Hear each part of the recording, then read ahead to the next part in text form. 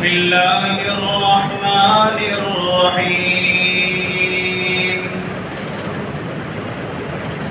الحمد لله وكفى، والصلاة والسلام على سيدنا وحبيبنا محمد المصطفى وعلى آله وأصحابه نجوم الهدى وقادة التقى.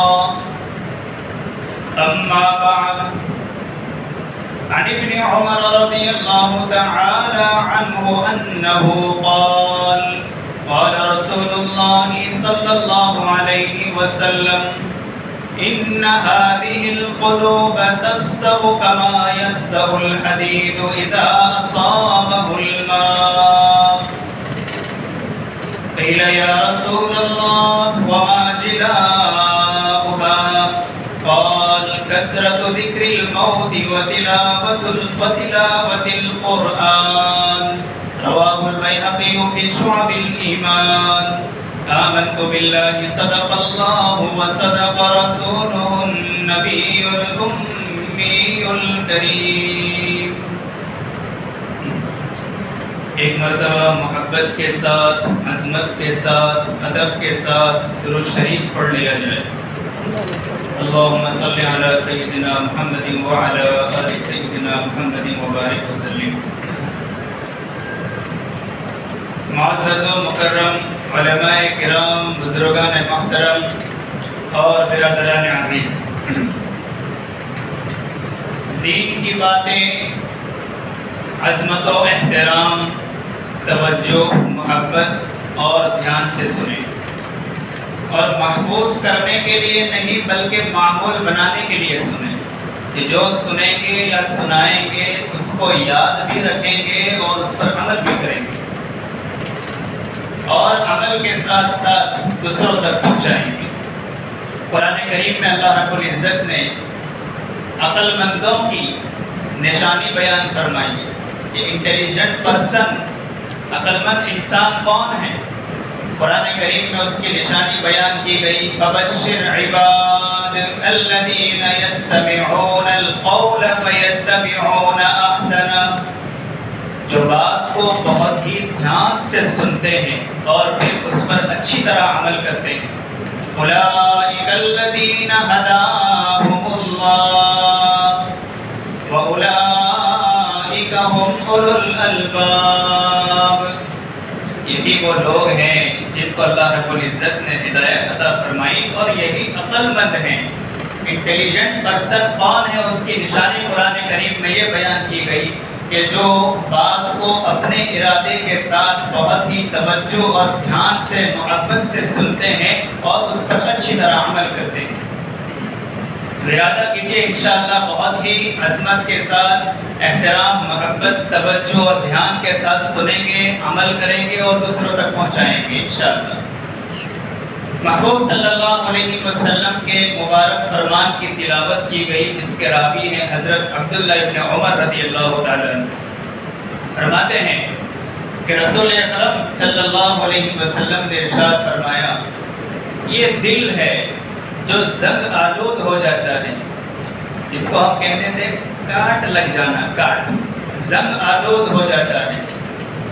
جیسے لوکھنڈ ہوتا ہے، لوہا، اس کو لوکھنڈ ہم اپنی زبان میں کہتے ہیں.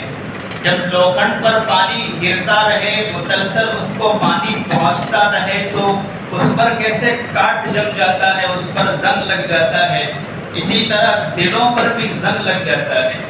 گناہوں کی کثرت، بہت زیادہ اللہ تعالیٰ کی نافرمانی اور اللہ تعالیٰ کی یاد سے، آخرت سے، غفلت کی وجہ سے، غافل ہونے کی وجہ سے دلوں پر زنگ لگ جاتا ہے. پوچھا گیا اللہ کے رسول صلی اللہ علیہ وسلم، پھر یہ زنگ دور کیسے ہوگا، کیا علاج ہے؟ فرمایا: قرآن کریم کی کثرت سے تلاوت کرنا، زیادہ سے زیادہ قرآن پاک کو پڑھنا اور موت کی یاد کرنا. یہ دو سبب ہیں، دو علاج ہیں جس کی وجہ سے ہمارے دل صاف ہوں گے، دلوں پر لگا ہوا زنگ دور ہوگا.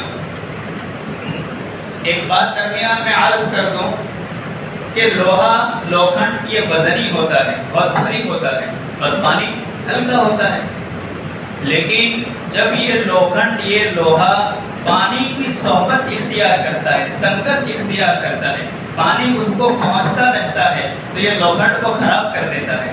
اسی طرح جب بروں کی صحبت میں ہم رہنا شروع کریں گے، ہم اچھے ہوں گے پھر بھی بگڑ جائیں گے، اس لیے اچھوں کی صحبت ہونی چاہیے۔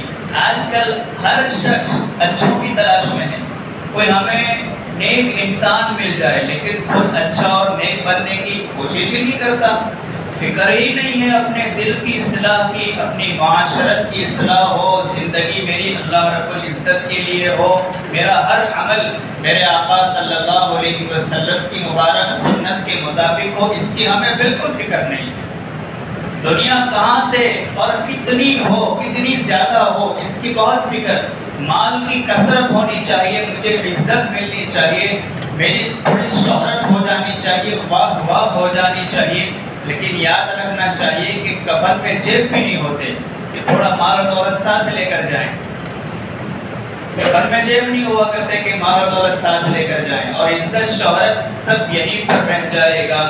جب موت کا وقت قریب ہوگا، سارے رشتے ختم، سارے تعلقات ختم، اب تو وہاں وہی چیز کام آئے گی جو ساتھ میں، جس کو ہم اعمال کہتے ہیں، نیک اعمال کا توشہ اگر ساتھ میں ہوگا تو انشاءاللہ آخرت کی زندگی کامیاب ہے۔ تو اللہ کے رسول صلی اللہ علیہ وسلم نے دو باتیں بیان فرمائی کہ دلوں کا زنگ کیسے ختم ہو، کیسے دور ہو۔ نمبر 1 قرآن کریم کی کثرت سے تلاوت، اور نمبر 2 موت کو یاد کرنا۔ یاد کرنا، موت کی یاد یہ بہت سی باطنی بیماریوں کا علاج ہے۔ جس کے سامنے موت کی یاد رہا کرتی ہے وہ دنیا کے جھمیلوں میں پڑ نہیں لایا کرتا، وہ کسی کی زمین ہڑپ نہیں کرتا، وہ ماں باپ کو دھکے دے کر گھر سے باہر نہیں نکالتا، وہ چوری نہیں کرتا، وہ ڈاکہ نہیں ڈالتا، کسی کی عزت پر حملہ نہیں کرتا، کیوں؟ اسے معلوم ہے کہ ایک نہ ایک دن دنیا چھوٹنے والی ہے۔ لیکن جو موت سے، آخرت سے، اللہ تعالیٰ کی یاد سے غافل ہو جاتا ہے تو پھر وہ شیطان سے بھی 2 قدم آگے بڑھ جاتا ہے۔ یہ صحیح ہے یا نہیں؟ بہت سے انسان نظر آتے ہیں لیکن اندر کی دنیا دیکھو تو اتنی ویران، اللہ حفاظت فرمائے۔ اس لیے اس دل پر محنت کرنے کی ضرورت ہے۔ نمبر 1 قرآن کریم کی کثرت سے تلاوت، بہت زیادہ قرآن کریم پڑھنا۔ یہ منبر رسول ہے، ذمہ داری کی جگہ ہے، یہاں سے بکواس نہیں کیا جاتا، ذمہ داریاں سمجھائی جاتی ہیں۔ اس لیے بات جو کڑوی ہے لیکن عرض کرنا مناسب سمجھوں گا کہ یہ رمضان سے یہ رمضان پورا سال گزر جاتا ہے، ہم میں سے کتنے ایسے ہیں جو 12 مہینے میں 12 قرآن پڑھ لیتے ہوں گے 2-4، لیکن بہت سے ایسے بھی بد نصیب ہوا کرتے ہیں کہ جن کو رمضان میں بھی قرآن کریم کی تلاوت کی توفیق نہیں نصیب ہوتی۔ اب اس سے بڑی بد نصیبی اور اس کی محرومی کا کیا اور سبب ہو سکتا ہے؟ رمضان میں بھی قرآن کی تلاوت سے غافل، رمضان میں بھی مسجد کا منہ نہیں دیکھ پاتے۔ یہ نہیں سوچنا چاہیے کہ میری نماز کیوں چھوٹ رہی ہے، میری قرآن کی تلاوت کیوں نہیں ہو پا رہی، بلکہ یہ سوچنا چاہیے کہ مجھ سے ایسا کون سا عمل ہو گیا اللہ تعالیٰ چاہتے ہی نہیں کہ یہ بندہ میرے سامنے کھڑا ہو۔ اس کا استحضار ہونا چاہیے۔ اللہ تعالیٰ کو ہماری عبادات کی کوئی ضرورت نہیں، وہ تو ارحم الراحمین ہے، وہ تو بہت غیور ہے۔ ہم عبادت کریں گے، ہمارا فائدہ ہے، ہمارا توشہ آخرت تیار ہوگا۔ رب میں نہیں رہنا چاہیے میرے پاس تو بہت مال ہے، میرے پاس تو بہت دولت ہے اور میں تو بہت اعمال کرتا جا رہا ہوں۔ بہت سی مرتبہ اعمال کا دروازہ تو کھل جاتا ہے لیکن قبولیت کا دروازہ بند ہو جاتا ہے۔ ادھر اعمال ہو رہے مگر مقبول ہی نہیں ہو رہے، قبول ہی نہیں ہو رہے۔ اس لیے ڈرنا چاہیے، کرتے رہنا چاہیے اور ڈرتے رہنا چاہیے۔ آج حال یہ ہے کہ نہ کرنا ہے نہ ڈرنا ہے، ہر ایک کی اپنی اپنی ایک دنیا آباد ہے۔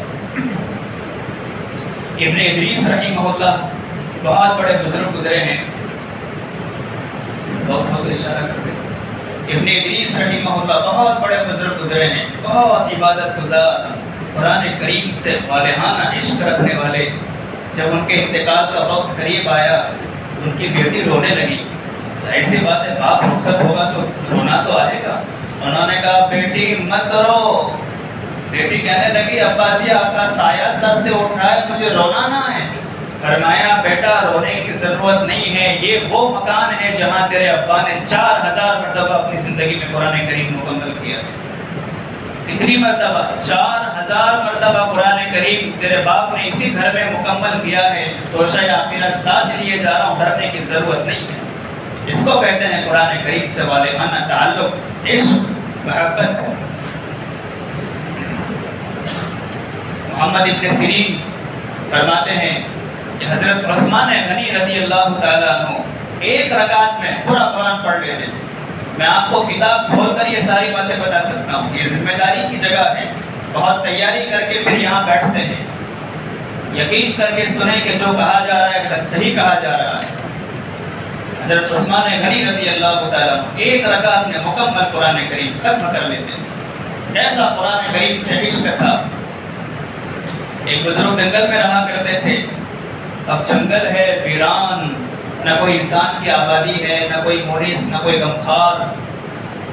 1 گھنٹے کا بھی سفر ہو تو اکیلا پن انسان محسوس کرتا ہے، وحشت ہوتی ہے، لیکن وہ جنگل میں رہتے تھے۔ ایک صاحب جنگل میں پہنچے اور انہوں نے ان بزرگ سے ملاقات کی، کہنے لگے حضرت اس ویرانے میں جہاں نہ انسان نام کی کوئی چیز نہیں ہے، آپ کا مونس کون ہے، دل بہلانے والا کون ہے؟ انہوں نے قرآن کی طرف اشارہ کر کے کہا، قرآن ایک رحل پر رکھا ہوا تھا، ہاذا مونسی، یہ میرا غمخوار ہے، یہ میرا دل بہلانے والا ہے، قرآن کی تلاوت ہو رہی ہے، بس مجھے اور کسی مونس کی ضرورت نہیں ہے۔ جنگل میں ہے لیکن قرآن کریم کی تلاوت نہیں چھوٹ پاتی۔ اور ہمارا حال یہ ہے کہ مجھے معاف کیجئے، ایئر کنڈیشن کمروں میں ہوتے ہیں لیکن قرآن کی طرف ایک مرتبہ محبت کی نگاہ سے دیکھنا بھی، اس کی بھی توفیق نصیب نہیں ہوا کرتی۔ جنگلوں میں وہ اللہ کی یاد کیا کرتے تھے، جنگل منگل بن جایا کرتے تھے۔ آج ہر چیز موجود ہے، سکون کے نام کی ایک خوبصورت بیوی ہے، چاند جیسے حسین خوبصورت بچے ہیں، مال و دولت کی کوئی کمی نہیں ہے، عزت بھی بہت ہے، شہرت بھی بہت ہے، لیکن دل کی دنیا پھر بھی ویران ہے، سکون نام کی کوئی چیز نصیب نہیں ہے۔ کیا وجہ ہے؟ ہمیں معلوم کر لینا چاہیے۔ معلوم ہوتا ہے کہ دل زنگ آلود ہے، اس کا علاج قرآن کریم کی تلاوت بتایا گیا ہے۔ وقت بہت مختصر ہے، ایک واقعہ سنا کر بات آگے بڑھاتے ہیں۔ ایک فضل الحق مرحوم یہ سیاسی لیڈر تھے، نیتا جس کو ہم کہتے ہیں۔ وہ کوئی عالم دین نہیں تھے، حافظ قرآن بھی نہیں تھے، مگر سیاسی لیڈر تھے۔ ایک مرتبہ وہ دہلی سے کلکتہ جا رہے تھے، کولکاتہ جس کو ہم کہتے ہیں، دلی سے کولکاتہ جا رہے تھے، اور ان کی یہ عادت تھی کہ جب بھی وہ سفر شروع کرتے تھے تو قرآن کریم ضرور ساتھ میں لیتے تھے۔ جیسے آج کل اب چارجر ساتھ میں لیتے ہیں، چارجر نہیں بھول پاتے، چشمہ نہیں بھول پاتے، موبائل تو یاد ہمیشہ رہتا ہے، وہ قرآن کریم کو ساتھ لیتے تھے۔ پہلے کسی بستی میں پہنچتے تھے تو سوال ہوتا تھا کہ مسجد کہاں ہے، یہاں کتنی آبادی ہے، مسجد آباد ہے یا نہیں، اور اب پہنچتے ہیں تو پہلا سوال یہ ہوتا ہے کہ یہاں ریچارج کی دکان کہاں ہے، مجھے موبائل بنانا ہے، دکان کہاں پر ہے، ہوٹل کہاں پر ہے۔ یہ ہمارے دل کی دنیا ویران ہونے کی کھلی علامت ہے۔ ضرورت کی چیز ہے، اس کا کوئی انکار نہیں ہے، لیکن بس ہر وقت اسی کا خیال۔ بہرحال وہ دلی سے کلکتہ جا رہے تھے۔ میری بات تو سمجھ میں آ رہی ہے نا، انگلش میں تو نہیں بول رہا، سب حاضر ہو۔ بسا اوقات کیا ہوتا ہے، امام صاحب کے ساتھ نماز میں ہم بھی شریک ہو گئے، چوتھی رکعت کے بعد جب سلام پھیرا امام صاحب نے، ہم نے بھی سلام پھیر لیا، بیچ میں کیا پڑھا گیا، کتنی رکعتیں ہوئی، کچھ پتہ نہیں۔ سر سجدے میں ہوتا ہے اور خیال IPL کا چل رہا ہوتا ہے، سر سجدے میں ہوتا ہے اور خیال 20 انڈیا پاکستان کی ٹیم کا ہوتا ہے، سر سجدے میں ہو اللہ کی یاد سے پھر بھی غفلت، اس سے بڑی کوئی بدنصیبی نہیں۔ لکھ لیجیے، دلی سے کلکتہ جا رہے تھے، قرآن لینا بھول گئے، اپنے ملازم خادم سے کہا قرآن لیا، انہوں نے کہا قرآن تو بھول گیا، اور وہ تو اپنے مقام پر ہے، اسٹیشن پر پہنچ گئے، کہا نہیں جانا ہے، گاڑی میں سے اتر گئے، ٹکٹ بھی تیار، کنفرم سب کچھ، اور گاڑی چلنے کو بھی تیار ہے، لیکن وہ گاڑی سے اتر گئے۔ اب اللہ کی شان کے وہ نیتا تھے، لیڈر تھے، اور کچھ غیر مسلم بھائی جو ان کے دشمن تھے وہ بھی اسی ڈبے میں سوار تھے، اور انہوں نے بم رکھا تھا ان کو مارنے کے لیے، ان کو ختم کر دیں گے بم سے۔ یہ تو اتر گئے گاڑی سے، اور وہ ہنسی اڑانے لگے کہ دیکھو کیسا مذہبی دیوانہ ہے، اپنے مذہب کی کتاب گھر پر چھوڑ گئی تو یہ تو گاڑی سے اتر گیا۔ اب بہرحال گاڑی جب کلکتہ پہنچنے والی تھی اس سے پہلے بم پھٹا اور اس ڈبے میں جو موجود تھے ہوں گے جتنے بھی افسر انتقال کر گئے، مر گئے، بہت سے زخمی ہو گئے۔ اب انہوں نے جب تقریر کی تب انہوں نے کہا کہ مجھے مارنے کے لیے بم رکھا گیا تھا، لیکن سن لو میرے پاس قرآن ہر وقت یا محفوظ رہتا ہے، میں قرآن اپنے پاس ہر وقت رکھتا ہوں، جب تک میرے پاس قرآن کریم ہے کوئی میرا بال بکا نہیں کر سکتا، کوئی میرا کچھ نقصان نہیں کر سکتا، میرے ساتھ قرآن کریم ہے۔ قرآن کریم نے ان کی جان بچا لی۔ قرآن کریم سے محبت کا یہ تعلق، قرآن کریم سے محبت اور اس کے تعلق کا یہ فائدہ نصیب ہو، ان کی جان بچ گئی۔ قرآن کریم بھول گئے تھے، اتر گئے کہ نہیں جائیں گے۔ اب وہ نہیں جانتے تھے کہ اسی ڈبے کے اندر بم رکھا گیا اور مجھے مارنے کے لیے رکھا گیا ہے، تو بعد میں ان کو بتایا گیا کہ تمہیں شہید کرنے کے لیے اس ڈبے میں بم بھی رکھا گیا تھا۔ یہ ہے قرآن کریم سے والہانہ محبت۔ ارادہ کرو، اتنا بڑا مجمع بیٹھا ہے، ارادہ کرو کہ انشاءاللہ آج کی شام سے موت کی شام تک روزانہ قرآن کریم کی تلاوت پابندی سے کریں گے انشاءاللہ۔ میں بہت دور سے آیا ہوں، میں کوئی سیاسی لیڈر یا کسی پارٹی کا ترجمان یا آپ سے ووٹ مانگنے کے لیے نہیں، اپنے دل کا درد بیان کرنے کے لیے آیا ہوں۔ کوئی ایک بھی میری بات پر عمل کر لے گا، میں سمجھوں گا میرا اتنا دور سے آنا اور تکلیف اٹھانا سب آسان، سب ہے۔ کوئی ایک آدمی ہو جو یہ کہے دل کے ساتھ اللہ کو حاضر ناظر رکھ کر آج سے میں اپنے قرآن سے والہانہ تعلق قائم کروں گا، قرآن کو ہمیشہ سینے سے لگا کر رکھوں گا۔ اور ریٹ والوں ایک بات اور بیان کر دوں، معاف کرنا ذرا میری عادت سخت سست بولنے کی ہے، یہ منبر رسول ہے، ذمہ داری کی جگہ ہے۔ آج کل ہم قرآن کریم کو اپنے گھر سے نکال کر مسجد میں رکھ دیتے ہیں، کیوں؟ کوئی پڑھنے والا ہی نہیں ہے، گھر میں قرآن برسوں سے رکھا ہوا ہے، دھول جمی ہوئی ہے، ایک کلو مٹی اس پر جم چکی ہے اور قرآن کو گھر سے نکالا جا رہا ہے۔ جب ہم خود برکت کو اپنے گھر سے نکالیں گے تو پھر برکت کہاں سے ہمارے گھر میں آنے والی ہے؟ قرآن سے اپنا تعلق مضبوط کریں۔ اور نمبر 2 پر اللہ کے رسول نے فرمایا موت کو کثرت سے یاد کرنا۔ جاؤ کبھی کبھی قبرستان بھی چلے جایا کرو، مجھے بتاؤ دینے والے، زمین پر اکڑ اکڑ کر چلنے والے، آئیم سلطی کا دعویٰ کرنے والے ایسے خاموش پڑے ہیں کہ ان کی قبر پر کوئی قل ہو اللہ پڑھنے والا بھی دفن کرنے کے بعد نہیں آیا۔ ان کی ویران قبریں ہمیں یہ پیغام دے رہی ہے کہ ہمیں کیا کرنا تھا اور کیا کر کے آئے۔ مہاراشٹر میں میرے ایک چاہنے والے انہوں نے مجھے بتایا کہ میں ایک شخص کی میت میں حاضر ہوا، دفن کے لیے جب اس کو قبر میں داخل کیا، انہوں نے خود مجھے بتایا، میں جھوٹ نہیں بول سکتا، اللہ تعالیٰ حاضر ہے، جب ان کو دفن کیا گیا تو ابھی تو وہیں پر لوگ موجود تھے، قبر نے ہلنا شروع کر دیا، قبر نے ہلنا شروع کر دیا۔ اس لیے اپنی آخرت کو ہر وقت پیش نظر رکھیں اور قرآن کریم کی کثرت سے تلاوت ہو، اس کا اہتمام ہو۔ بس ایک شعر پر اپنی بات کو ختم کرتا ہوں۔ گھر سے ایک مسافر چلا جس کے کچھ ارمان تھے، گھر سے ایک مسافر چلا جس کے کچھ ارمان تھے، 2 قدم آگے بڑھا راستے میں قبرستان تھے، قبرستان میں ایک ہڈی ملی جس کے کچھ بیان تھے، اے مسافر سنبھل کے چل ہم بھی کبھی انسان تھے۔ اللہ تعالیٰ ہم تمام کو اپنے مقبول و محبوب بندوں میں شامل فرمائیں اور اللہ تعالیٰ قرآن کریم سے والہانہ تعلق ہمیں عطا فرمائیں اور ہمارے آنے والی زندگی کو گزری ہوئی زندگی سے بہتر بنائیں۔ آمین۔ وآخر دعوانا ان الحمد للہ رب العالمین۔